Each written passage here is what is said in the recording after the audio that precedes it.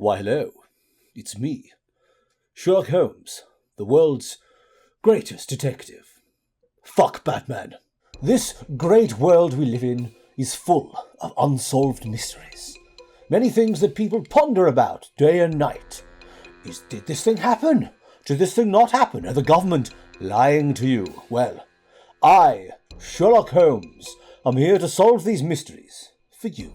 As the world's greatest detective, I can basically figure out anything possible just through rearranging words in my head in some magical visual effecty way, and I can solve the mysteries, and everybody will be like, oh my god, Sherlock Holmes, you're so amazing. I have been tasked with solving 3 of the world's greatest mysteries, which I will be doing today for you in presumably a very short amount of time because Brad doesn't have very long to edit this. So, we will be tackling the mystery of whether or not we really landed on the moon. We will be tackling the mystery of the Illuminati. And we will also be figuring out what America is hiding in Area 51. Let's get started. Now, before you solve any mystery, you have to fully understand the story behind it. So, Apollo 11 was the American spaceflight that landed humans on the moon. Commander Neil Armstrong and Lunar Module was on.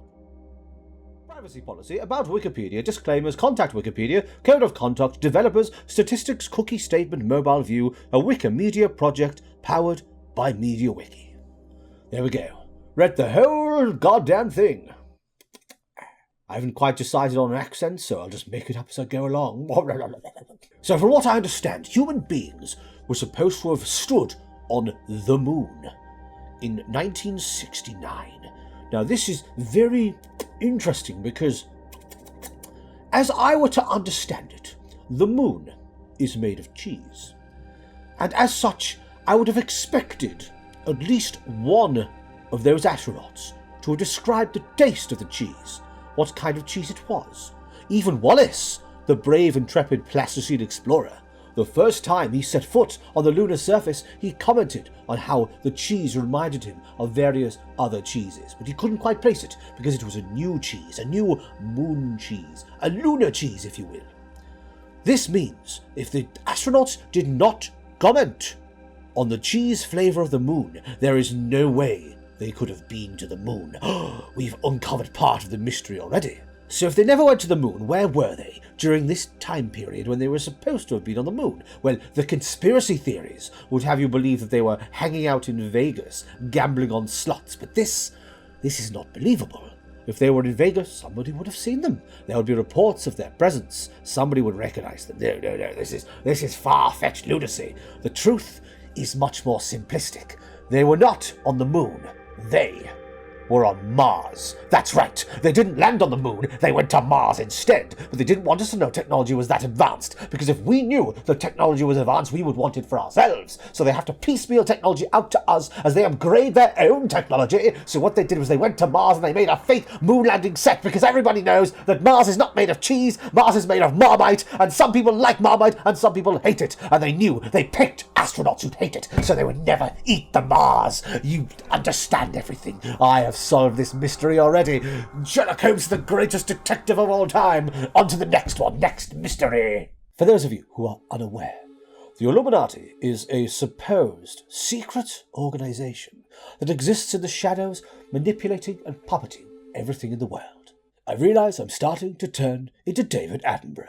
Now, according to historical documents, the Illuminati did actually exist, but they no longer exist. So if they no longer exist, why do people think they exist? Well, people need to think that there is an order taking over the entire world and monitoring everyone's locations, everyone's activity, everyone's wants and desires. But the thing is, they're looking too far afield. Where would the best place for the Illuminati to be? Where would be the best place for the Illuminati to hide? In plain sight. Look around us. There are organizations everywhere that are already doing what the Illuminati claim to have done. Monitoring, pushing, changing, altering things. And there is no company bigger or more expansive, more controlling than Amazon. That's right. Amazon, think about it. They know everyone's location, where everyone lives, their names, their addresses, their credit card information, their other various identifying numbers and shit. They know what everybody wants, their desires, their needs. Through their lists, they can manipulate us and use our wants to calculate things and figure out stuff we want. And this explanation sounded better in my head earlier when I was thinking about it. But yes, I posit to you today that the Illuminati does not exist, but they have evolved into other organizations, the primary of which is Amazon. You see, they've even got the clue in the name. Amazon Prime. What does Prime mean? First. What is first in Roman numerals? I. The all-seeing I. The first I in the Illuminati. I have again solved this mystery with my clever wit and cunning. See, none of you out there thought to look inside. You thought they'd be somewhere hidden, somewhere in the shadows, but no, they're hiding in plain sight. Think about it. Illuminati has 10 letters. Amazon has 6. You might think this is a conclusion, but Amazon.com is 10 characters, just like the Illuminati. What's that? You want further proof? The Wikipedia page for the Illuminati contains all the information about the society's history. The page itself is extremely long. Look at all of this information. Statistically, the word Amazon should be there at least once, right? But it is not. It does not exist. Why does it not exist? Because they're hiding it from you. They don't want you to know that there is a connection between Amazon and the Illuminati. I forgot what I was talking about for a moment. The final nail in the coffin. The Illuminati spouts about how the world will be changed and influenced and altered into a new world order. Did I hear someone say, order? The very thing you can do on Amazon. Order products. It's ubiquitous with the service because that word has been taken by them because it is their word for when they were Illuminati-ish. I have solved the case. Do not worry, for Sherlock Holmes is here and nobody ever needs to worry about anything ever again. I genuinely have no idea where I'm going with this accent at all. I feel like it started off doing like the one from the one that Robert Downey Jr. was doing, and then it just got weirdly posher and gruffer. Then it turned into David Attenborough, and I don't even know what it is. Our final mystery, and perhaps the deepest one of all, Area 51. Many years ago, a story emerged that a spaceship had crashed in Area 51, and amongst the wreckage of that ship was an extraterrestrial being. This may sound like hogwash. Is there any evidence to support this? I actually don't think there's much, but obviously there must be evidence, otherwise why would we know about this? So it is my duty, as the greatest detective of all time, to figure out what actually happened in Area 51, because the truth might surprise you. 10 things you didn't know about Area 51. As you can see, there is plenty of public information about this location. It's a highly classified US Air Force base. The location is written specifically by the southern portion of Nevada, 83 miles northwest of Las Vegas. You can visit it, perhaps whilst doing the Naruto run. The geography is there, the Groom Lake, whatever that shit is, the history of it, various things that have happened. But if you scroll all the way down the page, a lot further down than I was thinking, considering that this is apparently the biggest conspiracy here, but UFO conspiracies. It's become the focus of a modern conspiracy. Well, it's not going to be an ancient one, is it? Modern conspiracy theory is due to its secretive nature and connection to classified aircraft research. So this begs the question, what is Area 51? Well, the clue is in the name. 51, a number that may just seem completely random. Why 51? Why would they have chosen this number? Why not any other number, like 49, or 87, or 10,986,643? Why not that number? Why Area 51? The 51 must be relevant, and I think it's hiding right before our very eyes. For you see, what else has a number and is very secretive? KFC's 11 herbs and spices. A great mystery that has been with us for the ages. What exactly is KFC chicken made of? What ingredients do they put in? Has anyone solved it? Well, many people think they have. There are various seasoning recipes out there that purport to be the 11 herbs and spices, but nobody thinks they've quite got it right. And the rumours are that the recipe is split into various pieces and hidden in safes across the country, but that to me doesn't seem safe enough. I've watched Ocean's 11.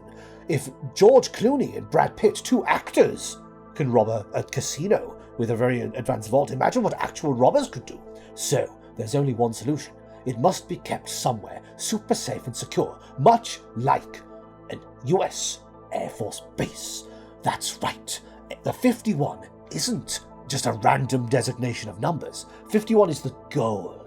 51 is what KFC eventually wants their chicken to be, because people don't know this. But years ago, when KFC first began, there were not 11 herbs and spices, there was one. A single herb/spice.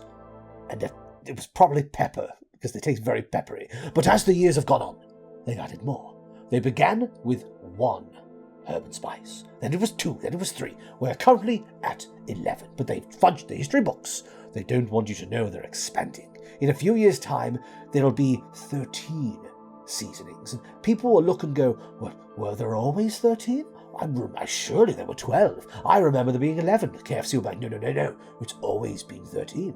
And then there'll be 14, 15, 16, all the way through. And when they reach that fabled number, 51, 51 is a special number in... I'm going somewhere with this.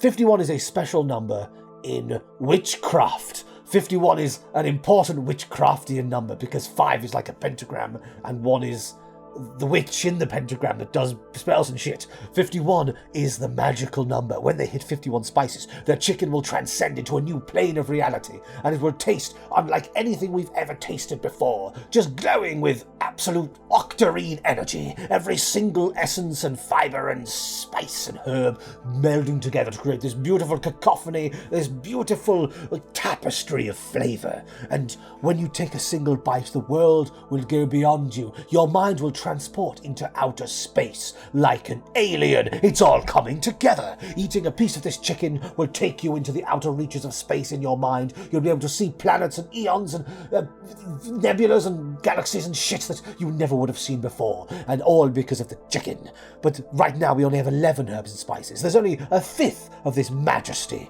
That's why KFC chicken tastes so good. It's because those 11 spices are being perfectly grown and mixed to turn into the ultimate perfect blend of... I think I just really want some KFC. There we are.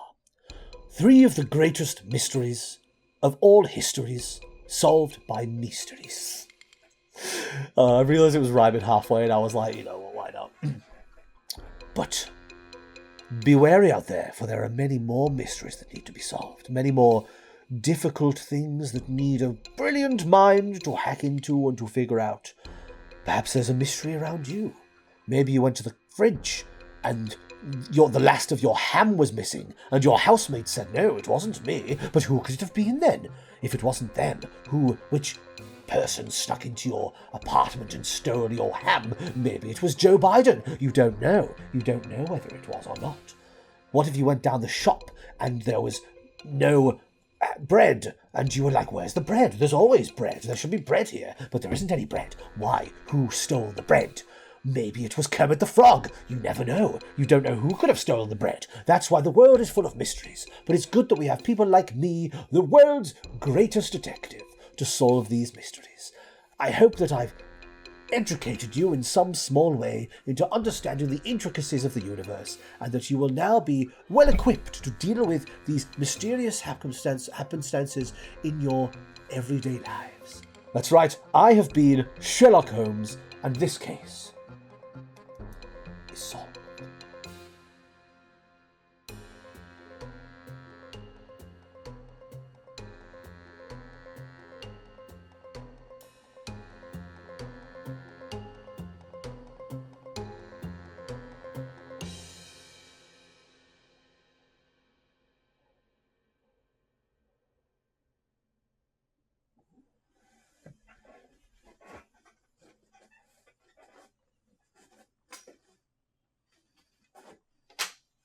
Oh, shit!